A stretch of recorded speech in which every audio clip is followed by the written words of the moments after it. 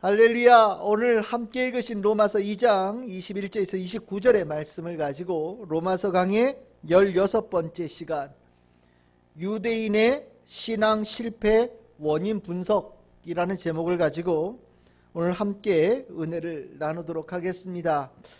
우리가 지난 주일에 하나님께서 하나님의 말씀, 율법을 주시면서 기대하신 것이 있었다라는 내용을 나누었습니다. 특별히 이 유대인들이 율법을 가졌다고 자랑하고 있는 상황 속에서 그들에게 주셨던 하나님 말씀, 또한 우리에게 주시는 모든 말씀은 하나님의 선물이고, 이것은 유대인들에게나 우리 크리스찬들에게나 똑같은 것임이라고 우리는 분명히 지난주에 나누었습니다. 근데 우리가 지난주에 이 말씀을 나누면서 로마서에서는 하나님의 말씀, 이 선물을 받은, 율법을 받은 유대인들이 하나님의 그 기대하심에 부응하지 못했다라고 바울은 이야기를 합니다. 한마디로 실패했다라는 겁니다. 그들의 하나님께서 받은 그 은혜의 선물, 율법을, 하나님 말씀을 받았음에도 불구하고 그 말씀에 합당하게 수행해야 될 역할을 시행하는데 실패한 자들이다 라고 바울은 이야기합니다. 그럼 왜? 무엇 때문에? 유대인들은 하나님의 이 선물, 말씀을 받았음에도 불구하고 실패한 신앙인이 되었는가? 오늘 읽은 이 본문은 바울이 유대인들이 실패한 이유가 무엇인지를 분석하면서 알려주고 있는 본문입니다. 바울 참 똑똑한 사람이었고 누구보다도 유대인 중에 유대인이었기 때문에 너무나도 유대인을 잘 알고 있는 사람이 자신이 유대인이면서 하나님의 백성으로서 실패한 이유를 분석한 내용은 정말 정확하고 또 냉철하면서 우리가 마음에 깊이 새겨야 될 아주 중요한 가르침들이 풍성하게 나타납니다. 성경은 하나님이 어떤 분이신가에 대한 부분들도 알려주지만 그 하나님의 은혜를 받은 자들이 하나님의 백성으로서 성공과 실패가 어떻게 나타났는지를 아주 명확하게 보여주는 책입니다. 우리는 그 성경 안에서 성공의 요소를 통하여서도 배운 바가 있어야 되겠지만 실패한 성도들의 신앙생활을 통하여서도 우리는 분명하게 우리의 신앙을 좀 더 건강하고 건설적으로 단단하게 세우는데 깊은 자양분으로 삼아야 될 것입니다. 만일 우리가 실패의 분석에 소홀한다면 성경에 나와 있는 많은 하나님의 백성들이 신앙에 실패한 그 일을 반복하게 될 것이고, 우리도 또한 하나님께서 주시고자 하는 축복을 누리지 못하는, 은혜를 받았지만 은혜의 백성이 되지 못하는 성도가 될 수 있다는 것을 우리는 분명히 알고 있고 또 늘 마음에 새겨야 됩니다. 그래서 오늘 저는 여러분들과 함께 오늘 이 읽은 로마서 2장 21절에서 29절의 말씀을 오늘 나누면서 바울이 유대인들이 왜 신앙인 하나님의 백성으로 실패했는가에 대한 분석을 오늘 나누고 우리들의 오늘 신앙도 한번 돌아볼 수 있는 시간이 될 수 있기를 소망합니다. 첫째로 이 바울이 유대인들의 신앙이 실패한 이유가 무엇이냐라고 얘기한 것은 무엇이냐면 하나님의 선물, 은혜에 대해서 잘못된 인식이 있었고 그 인식이 유대인들로 하여금 하나님의 백성으로 살아가는데 실패자가 되게 만들었다라고 이야기하고 있습니다. 우리가 하나님의 은혜, 우리가 신앙을 하면서 실은 하나님의 은혜로 살아간다는 것은 정말 특별한 은총입니다. 하나님을 믿지 않을 때는 내 힘으로 살지요. 하지만 우리가 주님을 믿고 살아가면서부터는 내 힘과는 비교할 수 없는 주님의 힘을 우리가 얻습니다. 그것을 우리는 은혜, 은총이라고 얘기를 하고, 내 힘으로 살아가는 것보다 하나님의 은혜와 은총으로 살아가는 것 더 귀하게 여기지요. 하나님의 은혜 없이면 정말 살아갈 수 없다. 모든 신앙인이 고백하는 신앙의 고백 내용입니다. 신앙생활을 하는 사람들에게 하나님의 은혜는 항상 있습니다.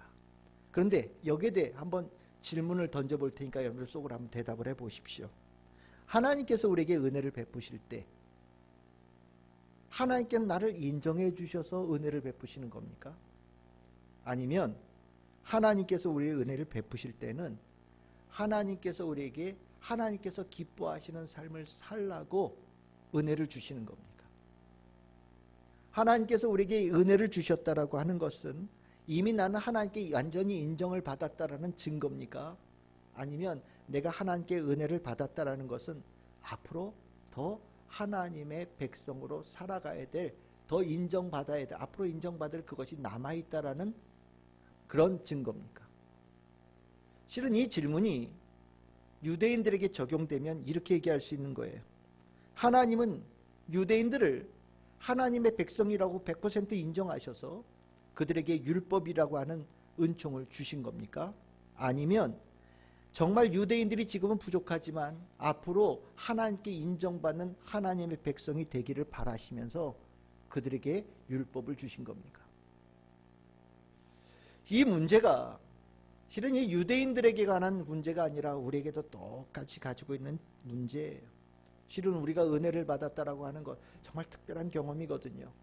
내 힘으로 살다가 정말 내 힘이 아니라 하나님께서 주신 힘이 내 삶을 이끌어가는 것을 경험할 때 우리는요 정말 깜짝 놀랍니다. 내 삶에 이런 일이 있을까? 그래서 처음엔 그것을 얘기할 때 이건 기적이야 라고 얘기할 정도로 믿지 못하는 일들도 일어났지만 우리는 이제 신앙생활을 거듭해 가면서 이게 하나님의 백성에게 늘 있는 거구나 라는 것을 우리는 이제 느끼면서 그런 일이 있을 때마다 우리는 뭐 이렇게 막 호들갑 떨지 않고 그냥 마음속으로 이렇게 얘기하죠. 하나님 감사합니다. 이렇게 얘기해요. 그러다 보니까 이 은혜가 이렇게 자꾸 누적이 되다 보면 어떤 생각이 드냐면 나는 하나님 앞에 바르게 서 있어서 늘 언제나 이렇게 은혜가 임하는 거 아닌가? 라는 생각이 드는 거예요. 그러면서 자기 자신에 대해서 굉장히 높게 평가하는 일들이 일어나죠. 유대인들의 문제가 무엇이냐? 하나님께서 자신들에게 다른 백성들이 알고 우리에게만 하나님께서 율법을 주시고 하나님께서 우리와 언약을 맺으셨다라는 것이 자신들이 하나님의 백성으로 100% 이미 인정받은 증거라고 생각했던 거예요. 그래서 그것으로 이미 우리는 확실하다, 구원받음이 확실하다라고 생각하면서 살았던 사람들이 유대인이었습니다. 그런데 바울도 실은 그런 생각으로 살았던 사람인데 그 부활하신 예수 그리스도를 만난 이후에 완전히 생각이 바뀌었지요. 그 부활하신 예수님께서 바울에게 나타나서 뭐라고 얘기하셨습니까? 네가 어떻게 해서 나를 핍박할 수 있느냐? 네가 어떻게 해서 나를 박해할 수 있느냐? 네가 어떻게 해서 나에게 반대하는 일을 할 수 있냐? 너 지금 잘못하는 것 중에 최악으로 잘못하고 있는 삶을 살고 있어 라고 하는 이 강한 질책에 바울이 정신이 번쩍 난 거예요. 내가 하나님의 백성으로 율법을 가지고 있고 하나님과 언약 맺은 유대인으로 살고 있다라는 이 구원받은 확신을 가진 나였는데 예수님께서 내 앞에 나타나셔서 하시는 말씀은 바울이 가졌던 그 확신을 완전히 박살내버렸던 질책이셨거든요. 그러면서 바울은요 유대인들이 가지고 있는 생각이 잘못됐다라는 생각을 갖기 시작했습니다. 율법을 가졌다고 다 되는 게 아닌 거구나. 율법을 가졌다고 모든 게 다 오케이 사인을 받은 게 아닌 거구나. 율법을 가졌다고 나태해지고 살아가는 거는 이건 문제가 있는 거구나 라는 것을 깨달은 거예요. 여러분들 바울이 볼 때 유대인들이 율법을 가지고 있지만 정작 그 율법을 순종하는 것에 대한 관심이 없는 것을 바울 자신도 느끼고 유대인들 주변에 있는 같이 살아가는 유대인들이 그런 생각을 가지고 있다는 것을 바울은 알았습니다. 그리고 이것이 어떤 결과로 나타나느냐? 율법을 가지고 율법을 잘 알고 있지만 율법을 어기는 일에 거리낌이 없는 유대인들의 모습이 전체 유대인들에게 풍성하게 나타난다는 것을 바울은 보는 거예요. 그것을 바울은 로마서 2장 21절에서 22절 이렇게 얘기합니다. 너희들 남들은 잘 가르치는데 정작 너희들은 안 하고 있지 않냐? 너희들은 도둑질하지 말라고 얘기하면서 너희들은 도둑질하고 있지 않냐? 남들에겐 간음하지 말라고 얘기하면서 너희들은 간음하고 있지 않냐? 너희 정말 거룩한 그 신전에 있는 물건에 대해서 너희들 함부로 손대면서 도둑질하는 일들이 일어나고 있는데 이런 이상하다는 생각이 들지 않느냐라고 바울이 지적을 하고 있는 거예요. 여러분들 이 신전 물건을 갖다 도둑질한다 이거 충격적인 얘기로 들리겠지만 실은 가장 경건한 자리, 가장 거룩한 자리에서도 신앙을 가지고 율법을 가지고 있는 자들이 그 자리에서도 죄를 지어가는데 거리낌이 없다라는 것은 실은 율법을 지키는 데 유대인들이 정말 그렇게 뜨거운 열망을 가지고 있지 않다라는 것을 보여주는 아주 결정적인 증거가 되어집니다. 그러면 이렇게 율법을 가지고 있지만 율법을 지키는 데에 소홀하는 이 유대인들의 모습을 보시면서 하나님은 어떻게 생각하실까? 이게 중요한 거가 되겠죠. 만약에 율법을 가지고 있지만 율법을 제대로 지키지 않는 그들을 보면서 하나님께서 그냥 눈 감아 주신다든지 걔네들은 나와 언약을 맺은 백성이어서 괜찮아라고 얘기하신다면 하나님께서 그들을 징계하지 않으시겠죠. 하지만 율법을 가지고 있음에도 불구하고 그 율법을 제대로 지키지 않는 유대인들에 대해서 하나님께서 이것은 안 돼, 이것은 나쁜 일이야 라고 생각하신다면 하나님께서 그 유대인들을 징계하시고 하나님께서 심판하시고 하는 일들을 행하시지 않겠습니까? 이 부분에 있어서 율법을 가지고 있는 것만으로도 하나님께서 인정한다라는 생각이 과연 옳은지 아닌지를 구분할 수 있는 분기점이 될 수 있는 거예요. 그래 바울은 하나님의 반응을 23절과 24절에서 이렇게 얘기합니다. 율법을 자랑하는 내가 율법을 범하니 하나님께서 어떻게 됐냐? 하나님께서 욕되게 되셨다라고 얘기합니다. 욕되게 되셨다라는 얘기는 뭐냐면 멸시받는다, 비아냥거림을 받는다, 다른 사람들에게 아주 낮은 평가를 받는 존재로 전락되어진다라는 뜻을 갖고 있는 거예요. 유대인들이 율법을 가지고 있지만 율법을 지키지 않는 것으로 인하여서 하나님께서 하나님의 백성의 아주 그냥 그 모습이 땅바닥에 떨어지고 많은 사람들이 그것으로 하나님을 손가락질하고 에이 별거 없네 라는 일들이 일어났다라는 거예요. 그러면 하나님께서 많은 이들에게 욕되게 되어지게 될 때 거룩하신 하나님의 이름이 손상되어지는 거죠. 결국 하나님은 이 욕되게 만든 율법을 어기는 유대인들에게 가만히 계시지 않고 징계를 베푸셨다라는 거예요. 그것이 무엇이냐? 24절에 나온 겁니다. 기록된 바라고 나오는데 이 기록된 바는 이사야서 52장 5절에 나와 있는 내용이에요.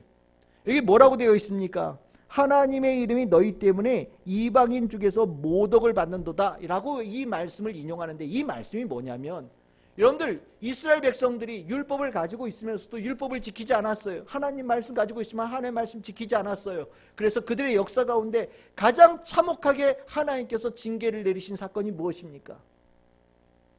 예루살렘이 무너지고 나라가 망하고 많은 이스라엘 백성들이 유다 백성들이 포로로 끌려간 사건이거든요. 실은 이 포로로 끌려간 이 사건은 이스라엘 백성들의 역사에서 가장 충격적인 사건이에요.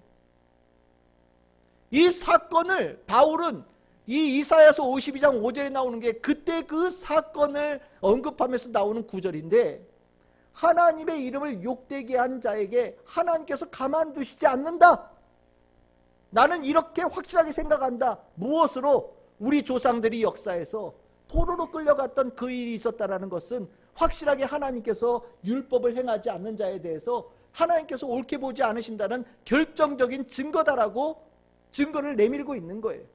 그러면서 여기에 더 한 가지, 포로기는 기원전 587년에 있었던 사건이지만 지금 바울이 살아가고 있는 자그만치 500년, 600년이 지나고 있는 이 상황 속에서도 여전히 그 포로기는 끝나지 않고 포로기는 계속해서 이어지고 있는 거다. 왜? 율법을 가졌다는 것으로 만족하고 율법을 지키는 데 소홀하게 되어지는 하나님의 백성의 삶을 계속해서 이어져 가고 있기 때문에 하나님께서는 이스라엘 백성들에게, 유대인들에게 나라를 회복시키지 않으시고 여전히 나라 없는 백성으로 살아가게끔 내버려 두고 계시는 거다. 그러니까 우리는, 유대인들은 잘못 생각하고 있는 거다.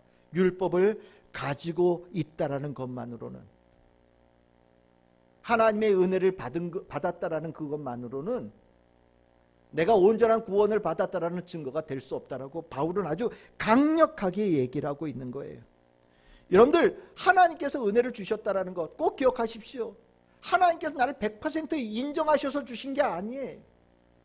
하나님께서 나를 하나님께서 인정하시는 하나님의 백성으로 살아가도록 먼저 우리에게 은총을 베푸신 거예요. 선물을 주신 거예요.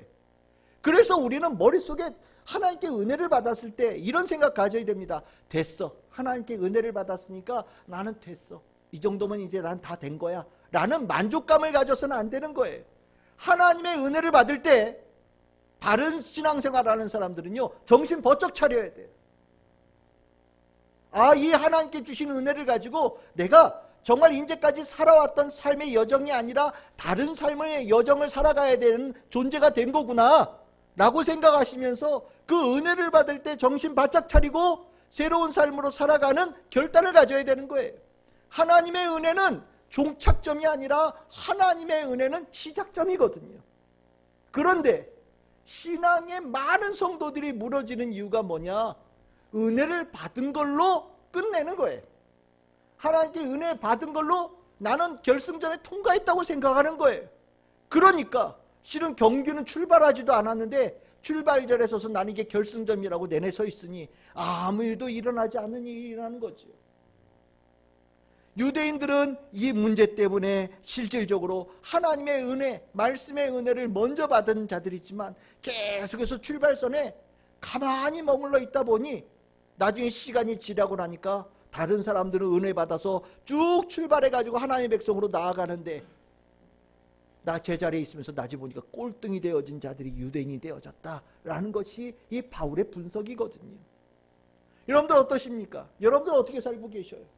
하나님의 은혜 받은 것으로 그때 너무 기쁘고 그 기쁨을 가지고 그냥 그 자리에서 이렇게 머물러 있는 그런 도구나 어떤 감정이나 축복으로 삼고 그 자리에 계시지 않습니까?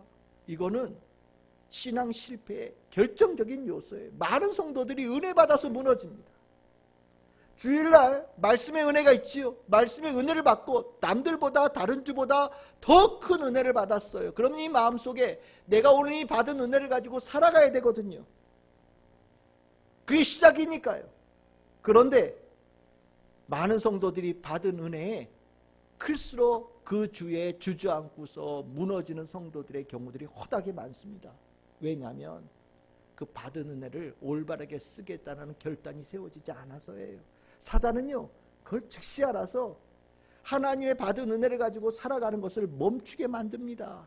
그리고 나니 은혜 많이 받은 날, 시간이 지나고 나면 그 한 주간은 참 힘들고 어렵고 주저앉았던 시간으로 우리 완전히 반전되어진 일들이 일어나는 거죠. 하나님의 말씀은요, 우리에게 주셨을 때 실행해야 돼요. 그래야 축복의 역사가 일어납니다. 하나님께서 말씀을 주셨을 때 그것을 지켜야 된다는 것을 얼마나 중요하게 여기느냐. 여러분들 성경에 많은 인물이 있지만 대표적인 이 인물 기억하십시오. 솔로몬입니다. 솔로몬이 성전을 지었어요. 엄청나게 큰 성전을 지었어요. 성전을 짓고 난 그날 열왕기상 9장에 보시면 하나님께서 그에게 나타나셨습니다. 나타나셔서 뭐라고 말씀하시느냐. 너희가 지금 성전 잘 지었으니 잘했다. 막 칭찬 막 내리셔요. 그런데 성전 지었다고 칭찬을 쭉 하신 다음에 넌 이제 성전 지었으니까 이제 너는 잘했어. 넌 100점이야. 이제 너는 뭔 짓을 해도 내가 널 용서해 주겠다. 이런 얘기 안 하십니다. 성전 지은 거는 하나님의 은혜거든요. 하나님께서 다윗 왕과 솔로몬 왕에게 하나님께서 은혜를 베푸셔서 성전을 지을 수 있도록 도와주셔서 그 건물이 세워진 거거든요. 이 성전은 앞으로 신앙생활의 시작점인 거예요. 그래서 하나님께서는 솔로몬에게 이렇게 얘기하셔요. 여러분들 4절, 5절 이렇게 보시면 하나님 말씀 온전히 지키고 바르게 하고 바르게 행하고 명령한 일에 순종하고 지키면 다 똑같은 말이죠. 4-5번을 하나님께서 똑같은 말을 반복하시는 거예요. 너 지금 은혜 받았지? 생전에 세워진 은혜 받았지? 지금부터가 시작이야. 하나님 말씀 지키고 살아가야 돼. 내 말을 지키거라, 순종하거라, 따르거라. 하나님께서 거듭해서 솔로몬에게 강조하고 계시는 거예요. 그러면 내가 너에게 축복하겠다. 성전 지었으니 축복하겠다가 아니에요. 성전 지은 거는 출발점이고 이제 내 말을 따르고 지키고 준행하고 하면 내가 너에게 축복하겠다 라고 약속하시는 거예요. 그러면 만약에 그렇지 않으면 성전은 지었는데 하나님의 말씀 따르지 않는다면 솔로몬이 어떻게 될까요? 그 뒤에 바로 이어 나옵니다. 열왕기상 9장 6절에서 9절입니다. 네가 따르지 않고 어기고 뭐 어쩌고 저쩌고 계속해서 얘기하시지요. 뭐 이렇게 얘기하면 어떻게 하냐? 이 성전 지은 거 아무 소용없다. 내가 던져버릴 거다. 무너뜨려 버릴 거다. 성전 아무것도 아니야. 하나님 말씀 따르지 않는, 내 말 따르지 않는다면 너희들의 그 성전은 무용지물이야 라고 얘기를 합니다. 그리고 많은 사람들이 그 성전 지은 거 무너진 걸 보면서 지나가면서 왜 저게 무너졌어요? 사람들이 물어볼 때 쟤네들 하나님 말씀 지키고 따르지 않아서 저렇게 망한 겁니다 라고 사람들의 입에서 오르내릴 거다. 무슨 얘기하는 거예요? 말씀 지키는 게 이렇게 중요하다. 받은 은혜가 있었다면 그게 출발점이다. 그리고 그 다음에는 하나님 말씀을 준행하고 믿고 따르는 그 과정의 길을 반드시 가야 된다. 어떠십니까? 여러분들의 심령에는 하나님의 은혜가 늘 임하시지요. 그 은혜가 임할 때 여러분들 마음속에 분명한 결단이 있어야 돼요. 받은 은혜가 크니 나는 주님의 말씀을 더 순종하며 나아가겠다는 분명한 결단이 세워져야 돼요. 이 결단이 세워지면 실패하지 않아요. 그런데 은혜로 만족하면 그냥 그 자리에서 눈물을 흘리고 콧물을 흘리고 박수치고 기뻐하고 그리고 나서 그냥 끝나면 신앙의 성장 아무것도 없어요. 하나님의 축복도 그 자리에서 일어나지 않아요. 바울이 유대인이 실패한 이후 분석한 첫 번째 내용이었습니다. 받은 은혜 정신 잘 차리고 하나님께 주신 말씀에 순종하여 나아가는 우리 성도들 되기를 소망합니다. 두 번째로 바울이 왜 유대인들이 실패했느냐? 하나님을 사랑하는 것을 소홀히 해서 실패했다라고 얘기합니다. 여러분들 신앙이 뭡니까? 신앙생활이 뭡니까? 하나님 믿는 겁니다. 그렇죠? 하나님 믿는 게 뭐는 겁니까? 하나님 사랑하는 거예요. 우리가 믿음 얘기하지만 하나님 사랑하지 않으면 믿음 없는 거예요. 다른 얘기로 하면 이렇게 얘기합시다. 하나님께서 우리를 구원하셨어요. 하나님께서 우리를 왜 구원하십니까? 하나님께서 우리를 사랑하셔서요. 하나님께서 우리를 사랑하셔서 우리를 구원해 주시는 거고요. 우리는 하나님을 믿어요. 어떻게 해요? 하나님을 사랑하면서요. 그래서 하나님께서 구원하시고 우리는 믿는다는 단어를 이렇게 사용하지만 실은 그 안에 있는 내용은 하나님께서 우리를 사랑하시고 우리도 하나님 사랑하는 거예요. 이게 신앙생활이에요. 신앙생활에 사랑이 빠지면, 하나님에 대한 사랑이 빠지면 신앙은 껍데기밖에 남는 게 없어요. 그런데 하나님 정말 사랑하는 것에 대해서 신앙생활에 문제가 있는 일들이 일어난다는 거예요. 앞에 본문 없지만 예수님 비유 중에 그거 있잖아요. 주인이 나중에 삭슬을 받으려고, 소출에 대한 양을 받으려고 종을 보냈다. 어떻게 했냐? 종 죽였다. 나중에 아들을 보냈더니 아들도 죽였다. 왜요? 그 주인 사랑하지 않아서요.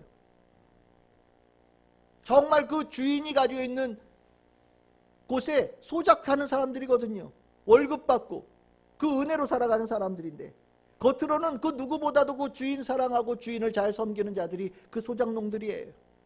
그런데 속으로는요, 주인을 사랑함이 정말 하나도 없어요. 오히려 미워하고 오히려 반대하고 그 마음이죠. 겉으로는 누구보다도 주인에게 충성하는 소작인들인 것처럼 보였지만 정말 충성은 하나도 없는 거죠. 신앙도 똑같아요. 겉으로는 뭐 이런저런 저런 일을 보여도 실질적으로 신앙에 사랑이 없으면, 하나님을 사랑하는 게 없으면 다 껍데기인 겁니다. 이 내용을 바울은 뭘로 얘기하느냐? 여러분들이 할례라는 단어를 여기 이제 내용을 얘기를 해요. 오늘 읽었던 본문에 할례의 단어 얘기가 나오는데 이 할례가 뭐냐? 할례는요, 하나님께서 축복을 주시는데 그 축복이 자자손손 대대로 이어지는 그 받는 수혜자의 증거예요. 그러니까 이걸 표현하면 어떻게 했냐면 일종의 보험 증서라고 생각하셔도 좋을 것 같아요. 그러면 이게 누구에게 주신 복이 내려가는 증거냐? 아브라함입니다. 그래서 유대인들이요, 실은 아브라함 너무너무 좋아해요. 하나님께서 아브라함을 갖다가 엄청나게 축복해 주셨거든요. 하나님께서 아브라함 축복해 주셨다. 그것으로 끝났다. 그러면 여러분들 성경 읽을 때 어떻게 읽겠어요? 아브라함 좋았겠네. 뭐 이렇지 않겠어요? 그렇죠? 하나님께서 아브라함 축복하셨다. 그러면 아브라함 좋았겠네. 이렇게 끝날 텐데 이로 끝나지 않고 하나님께서 아브라함에게 축복하셨는데 그 축복을 참 귀하게도 네 후손들에게 계속해서 주시겠다라고 약속을 하셨거든요. 그러니까 눈이 번쩍 뜨이는 거예요. 이 구절에 그냥 아브라함 좋았겠다가 아니라 아브라함이 받는 축복이 나에게로 그냥 상속이 되어진다는 생각이 들다 보니까 눈이 번쩍 뜨이는 거죠. 그래서 아브라함 너무너무 좋아합니다. 그 축복이 나오는 데가 어디냐? 창세기 17장이에요. 17장 1절에서 8절에 보시면 99세 때 아브라함에게 하나님이 나타나 언약을 맺는데 여러 민족의 아버지가 되어지고 하여튼 좋은 얘기 쫙 베푸십니다. 그러면서 7절에 언약을 맺으면 너와 나뿐만 아니라 내 대대 후손에게 이 언약이 계속해서 이어져 영원한 언약이 될 것이다 라고 약속해 주셔요. 그러면 이제 말로 되어진 약속이 있잖아요. 그러면 이 약속이 이어지는 사람이 누굴까? 그 다음에 9절에서부터 14절에 보면 여기에 이제 할례가 나오는 거예요. 그 너에게 준 축복이 이 받는 사람들은 이 표식이 있는 사람이 내주겠다. 누구에게? 할례 받은 사람에게. 너 집안에 있는 사람들은 다 할례 받거라.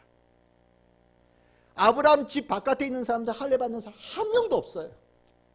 그런데 아브라함 집안에서 이 살아가는 사람들은 다 할례 받는 거예요. 무슨 소리예요? 아브라함에게 주신 축복이 모든 사람들에게 다 나누어지는 증거가 된다는 거예요.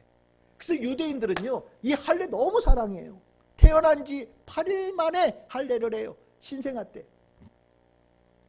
뭐 알아요? 신생아 때 그냥 응애할 때 아버지 엄마가 할례를 행하는 거예요. 그러면서 아버지가 나 할례 주셨는데 아버지 하나님께서 아브라함에게 주신 축복이 나에게 이어졌고 이 축복을 내 자식에게 이어주겠다라는 생각으로 쭉 이 할례를 행하는 거예요. 그리고 이 할례 너무너무 자랑스럽게 생각하는 거예요. 실은 이 모세의 율법보다 훨씬 이전 아니에요, 그렇죠? 모세의 율법보다 거의 한 400~500년 전이거든요. 이거 대단한 거죠. 그런데 바울은 이 부분에 대해서 물음표를 찍는 거예요. 정말 할례 받았다고 하나님께서 하나님의 축복을 그냥 무한정으로 주시고 무조건으로 주시고 자동적으로 주신다고? 정말?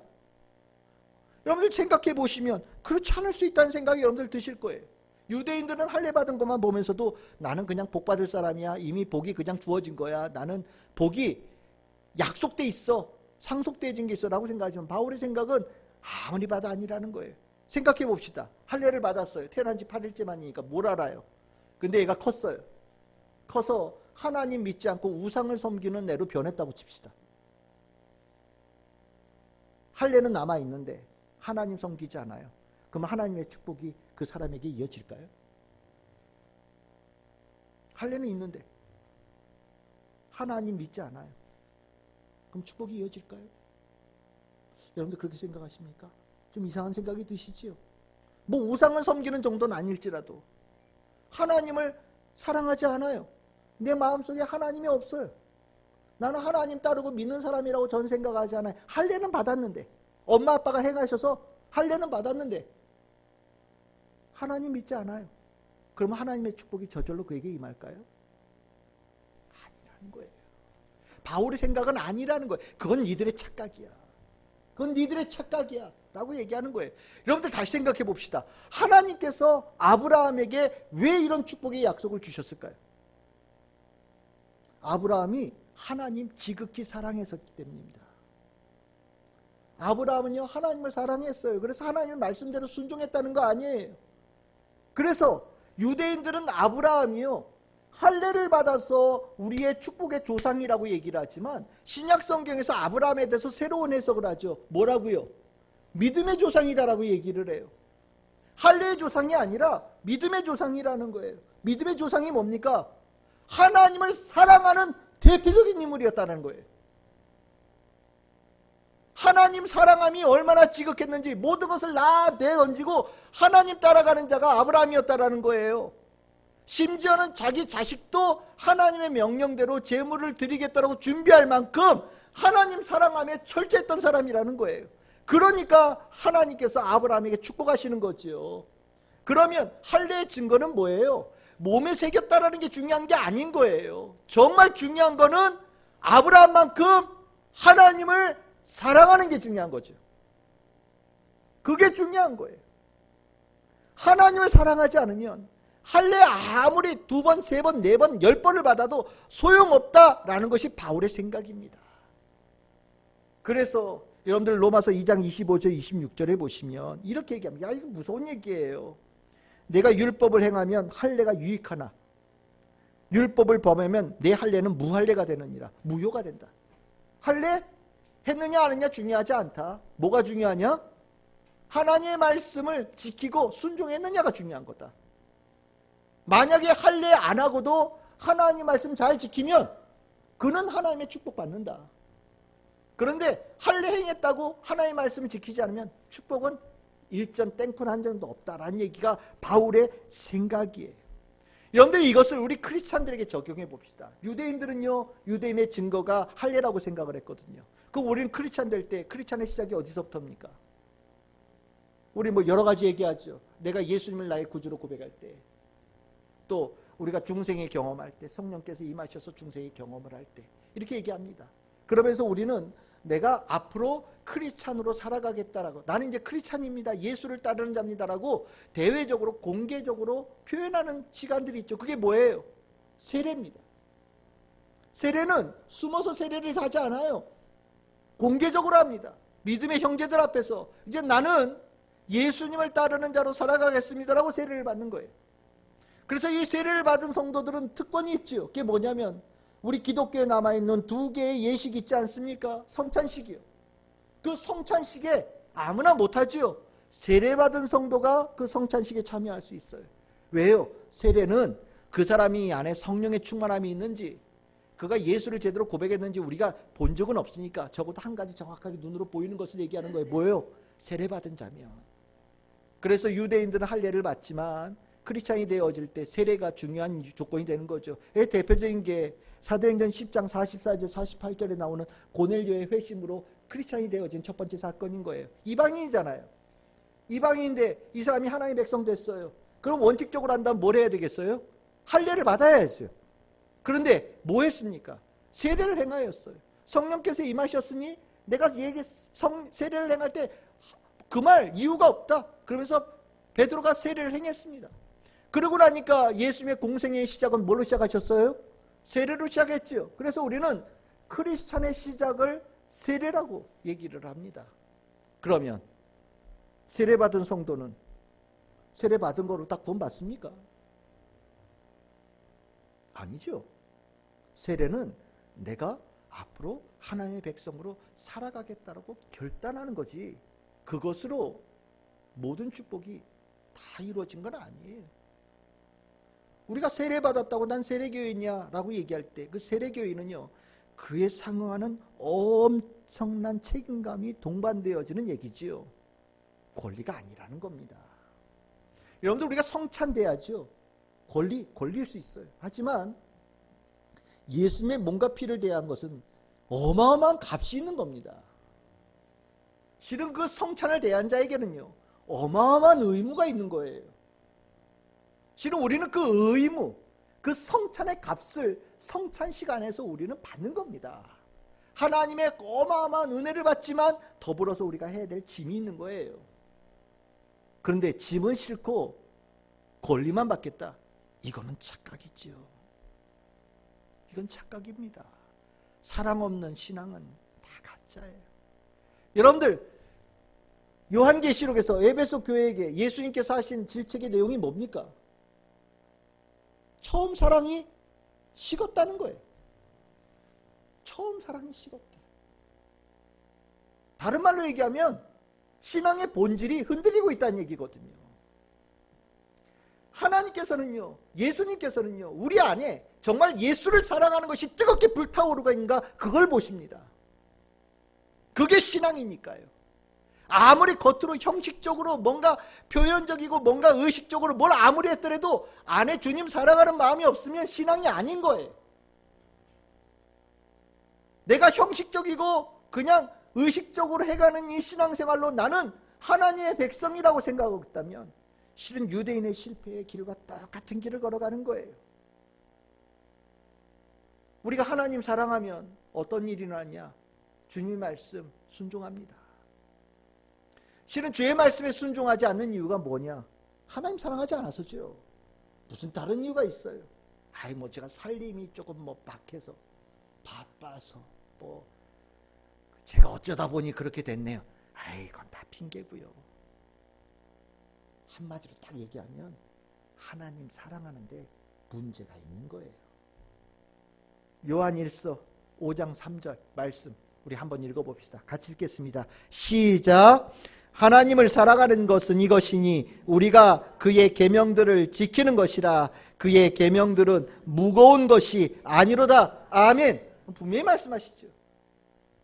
하나님 말씀 지키는 게 힘듭니까? 하나님 말씀대로 살아가는 게 어렵습니까? 여러분들의 시간과 공간과 여러분들의 물질을 주님께 드리는 게 힘듭니까? 살림살이가 어려워서요? 아니죠. 하나님의 사랑함에 문제가 있어서요. 다른 말로 표현하면 신앙에 문제가 있는 겁니다. 뭐라고 그래요? 하나님 사랑하면 율법이 무겁지 않대요. 기쁘게 순종한다라는 거예요. 하나님의 축복은요, 하나님 사랑하는 자에게 주어지는 겁니다. 하나님 사랑하지 않으면서 하나님께 축복받겠다고 얘기하는 거는 실은 그거 도둑이죠. 유대인들이 그 도둑질을 하고 있다는 거예요. 하나님 사랑하지도 않으면서 하나님께서 주신 축복은 내가 다 받겠다. 할래 봐라. 아브라함의 축복 우리에게 그냥 오는 거 아니냐. 바울은 얘기합니다. 너희들 정말 아브라함만큼 하나님 사랑하냐? 라고 물어보고 있는 거예요. 우리 신앙생활은 하나님 사랑하는 신앙생활이 분명히 돼야 됩니다. 예수님 사랑하는 신앙생활이 그게 진짜 신앙생활입니다. 많은 성도들이 신앙에 실패하는 이유는 하나님 사랑함이 문제가 생겨서예요. 이거는 2000년이 지난 지금도 동일한 겁니다. 우리 참 즐거운 교회 성도들은 하나님 사랑하는 거에는 살아있는 사랑이 날마다 움직이고 뜨겁게 주님께 찬양을 올려드리고 내 모든 사랑을 주님께 드려도 아깝지 않는 우리 성도들 다 되기를 소망합니다. 이게 진짜 신앙, 축복의 신앙입니다. 세 번째, 유대인의 잘못되어진 생각들입니다. 그것은 무엇이냐면 성경에 있는 본문을 그대로 얘기했는데 29절에 나와 있는 내용인데 칭찬은 하나님이 하신다라는 것을 소홀히 여겼다. 이게 문제다라고 바울은 얘기합니다. 29절 하반절에 이렇게 나오죠. 그 칭찬이 하나님에게서가 아니요 다만 사람에게서가 아니요 다만 하나님에게서니라 라고 바울은 얘기합니다. 이 내용이 이중적인 내용을 가지고 있어요. 실은 이 내용을 이해하려면 두 가지. 첫 번째가 어디 있냐면 오늘 이 본문 읽지 않았지만 로마서 2장 20절을 봐야 됩니다. 로마서 2장 20절의 끝에 보면 뭐라고 나오냐면 유대인들이 스스로 믿는다라고 얘기를 해요. 전에는 이거를 자처한다라고 얘기했었거든요. 스스로 자화자찬하는 거예요. 우리 잘하고 있어. 자기가 칭찬하고요. 자기가 상 주고요. 뭐 요즘에 셀프 수여식 뭐 이런 거 있잖아요. 자기가 자기의 상장 주는 거예요. 너 100점 그리고 자기가 채점 매기고 자기한테 주는 거예요. 그걸 누가 하고 있느냐? 유대인들이 하고 있다는 거예요. 그리고 나니까 야 뭐 우리는 뭔가 부족함이 없고 우리 100점이야. 스스로 자기가 하나님의 백성으로 당신은 몇 점입니까? 라고 얘기할 때 자기가 스스로 100점 이렇게 매기는 거니까 탈락이 있을 수가 없죠. 그러니까 이래 문제가 생긴다라는 거예요. 자기가 자기 스스로 자화자찬하면서 신앙생활하니 잘못되어 있는 거를 발견해낼 방법이 없다라는 거죠. 그래서 바울은 뭐라고 하냐? 칭찬 사람들끼리 하는 거 아니야. 칭찬은 하나님이 하시는 거야. 잘하고 있느냐 못하고 있느냐는 하나님이 하시는 거야 라고 얘기를 하면서 유대인들이 잘못되어진 생각, 스스로 믿고 있는 그게 잘못이다 라고 얘기하는 부분으로 이걸 씁니다. 그런데 여기에 또 하나의 중요한 의미가 있는데 이 칭찬이라는 단어가 눈에 들어와야 돼요. 실은 이 칭찬이라는 단어는요, 이거를 이렇게 얘기하죠. 여러분들 이스라엘 백성이 왜 유대인이 됐습니까? 이스라엘에 12지파가 있었거든요. 근데 12지파가 나라가 이렇게 나누어졌죠. 그래서 북에 10개 지파, 남쪽에 2개 지파가 남았어요. 그리고 나중에 북이스라엘 망하면서 10개 지파가 다 사라졌습니다. 그래서 이제 이스라엘 백성이라고 하면 2개 지파만 남은 거예요. 그 2개 지파가 유다 지파하고 베냐민 지파인데 베냐민 지파는 너무 숫자가 작아서 그냥 이스라엘 전체를 전에는 12지파가 이스라엘이라고 얘기한다면 이제 남은 거는 유다 지파가 주로 남다 보니까 이것은 그냥 유다 사람들 이런 명칭으로 바뀐 겁니다. 그래서 그걸 유대인이라는 이름으로 바뀐 거예요. 그러니까 이스라엘 백성이 유다 지파가 나와서 유대인이 된 겁니다. 그런데 야곱의 넷째 아들이 유다거든요. 근데 이 유다에게 야곱이 축복할 때 늘 언제나 동일하게 쓰고 있는 단어가 있어요. 여러분들 창세기 29장 35절입니다. 야곱이 유다를 낳은 다음에 이렇게 얘기합니다. 내가 이제는 여호와를 찬송하리로다. 찬송이 나오죠. 나중에 창세기 49장 8절에 보시면 유다 지파에 대해서 축복하는 내용이 나오는데 여기도 똑같아요. 유다야 너는 내 형제의 찬송이 될지라. 그게 무슨 소리냐? 유다 지파 그러면 다른 별명이 있는 거예요. 그 별명이 뭐냐? 찬송 찬양이에요. 찬송 찬양 그러면 그게 유다 지파가 되는 거예요. 이걸 보면 다시 아까 로마서 2장 29절로 돌아가면 칭찬, 이 칭찬이라는 단어가 찬양, 찬송 이런 단어와 같은 의미입니다. 그러면 칭찬을 이렇게 바꿀 수 있죠. 유대인이라고 바꿀 수 있는 거예요. 유대인은 어디냐? 하나 사람에게서가 아니라 하나님에게서다 라고 얘기할 수 있는 거예요. 이 본문을. 무슨 소리입니까? 유대인들은 나는 유대인이야, 하나님의 백성이야 라고 자신 스스로 자처하고 있는데 하나님의 생각은 아닌데 라고 얘기하신다라는 거예요. 만일 유대인이 하나님의 백성을 지칭하는 그런 호칭이라고 한다면 하나님의 백성은, 유대인은 하나님께서 정하시는 기준이 따로 있다라는 거예요. 이거 참 무서운 얘기입니다. 여러분도 어떻게 생각하십니까? 우리끼리 성도 얘기하죠. 엄밀하게 얘기하면 하나님이 나를 거룩한 무리로 인정해 주셔야 성도가 되는 거죠. 그래서 우리는 늘 언제 하나님의 생각에 관심이 있어요. 하나님께서 어떻게 보실까? 이게 중요한 거죠. 근데 이걸 놓치면요, 신앙생활에 문제가 생기는 겁니다. 하나님께서 나를 어떻게 보시느냐, 중요한 거예요. 그러면서 여기에 우리가 아까 좀 건너뛴 본문이 나오죠. 28절입니다. 하나님은 그럼 어떤 사람들을 유대인, 하나님의 백성이라고 생각하시느냐? 뭐라고 얘기해요? 몸에 할례 받은 거 중요하지 않다는 거예요. 뭐 표피를 잘라서 육신의 증거를 남으면 유대인, 사람들은 그걸 유대인이라고 얘기하는데 하나님은 그거 중요한 게 아니라 뭘 보신다고요? 마음의 할례를 행한 자를 하나님께서 유대인으로 보신다라는 거예요. 마음의 할례를 행한 자를 하나님께서는 하나님의 백성으로 카운팅하고 계신다라는 거예요. 이게 굉장히 중요한 얘기가 되는 겁니다. 우리는 겉의 형식이나 이런 걸 가지고 얘기하는데 그게 중요하지 않다는 거예요. 마음, 이 마음이라고 얘기하는 건 여기 율법 조문이냐? 아니다, 영이다 이렇게 표현하고 있는데 정말 이 심령의 중심으로부터 하나님을 따르겠다는 결단을 가진 자가 하나님의 백성, 하나님께서 인정하시는 백성이다라고 얘기하는 거예요. 니들이 아무리 자기들끼리 우린 유대인이야, 그치? 우린 그래, 그치? 막 그러면 서로 어깨동무하고 스크럼 짜고 돌아다녀도 아무 소용없다는 거예요. 심령의 할례를 받아야 된다. 심령의 할례가 뭡니까? 쓸데없는 거 제거하는 거예요. 오로지 하나님 따르겠다는 마음의 결단을 분명히 갖는 겁니다. 하나님 사랑함의 뜨거움을 가지고 가겠다라는 거예요. 아브라함이 모든 것을 다 내던지고 하나님을 따랐던 것처럼 마음의 할례를 받는다라는 것은 세상과 나는 다 버리고 하나님 또 쫓겠다라는 결단을 가진 것이 마음의 할례다라고 바울은 얘기하고 있는 겁니다. 이게 굉장히 중요한 얘기가 되는 거예요.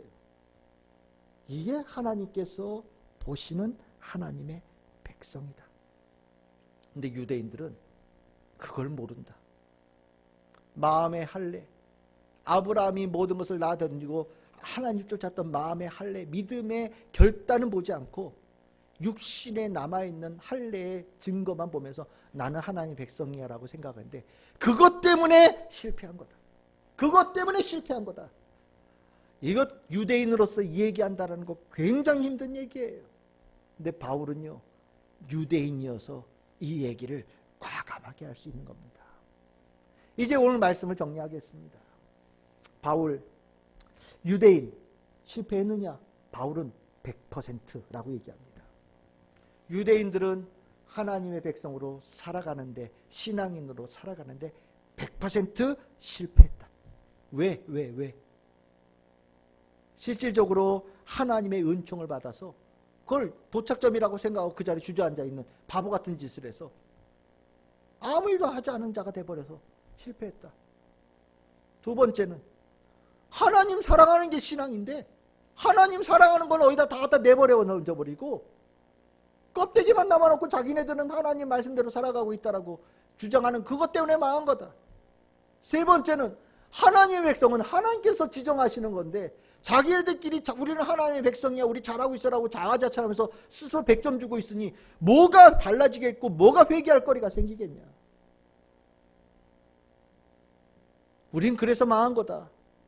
내가 유대인이지만 유대인 이래서 망했다라고 내가 분석한다 라고 오늘 이 로마서 2장 21절 29절에 분석 보고서를 내는 거예요. 참 아픈 얘기지만 실은 우리는 이것 또한 은혜가 되는 거죠. 왜냐하면 바울이 이 신앙의 실패의 원인 분석한 이것을 거저 얻었잖아요. 우리 거저 얻었잖아요. 유대인들이 그 실패한 거를 나는 아직 실패하지 않은 상태에서 그 교훈을 얻었잖아요. 거저 얻은 거예요. 오늘 우리는 또 하나의 은혜를 받는 자리에 지금 서 있는 겁니다. 어떻게 되겠습니까? 바울이 이 신앙에 실패한 이 요인들 그들 그래서 망했구나라고 보는 것으로 끝나는 것이 아니라 내 삶에 적용해 가면서 정신 바짝 차리는 성도 때 되는 거예요. 오늘 말씀에 우리 성도들이 정신 바짝 차리기를 바랍니다. 아, 이렇구나. 유대인들을 위해서 망한 거구나. 그래. 지식으로 끝난다면 똑같이 실패의 요인의 첫 번째 요소로 들어가는 거거든요. 그러지 맙시다. 우리는 은혜 받은 사람 정신 바짝 차리고 마음에 잘 새기고 이 실패의 요인들을 잘 딛고 일어서서 주께서 원하시는 신앙의 성공자가 되어져야 되고 하나님께서 하나의 백성에게 주시겠다고 약속하시는 모든 축복을 다 누리는 성도들이 다 되어야 됩니다. 저는 우리 참 즐거운 교회가 그런 성도가 모인 교회가 되기를 늘 소망하고 있고 주님께서 우리를 그런 성도들로 만들어 가시고 축복하심을 믿습니다. 우리 참 즐거운 교회 모든 성도들에게 주님의 축복을 전합니다.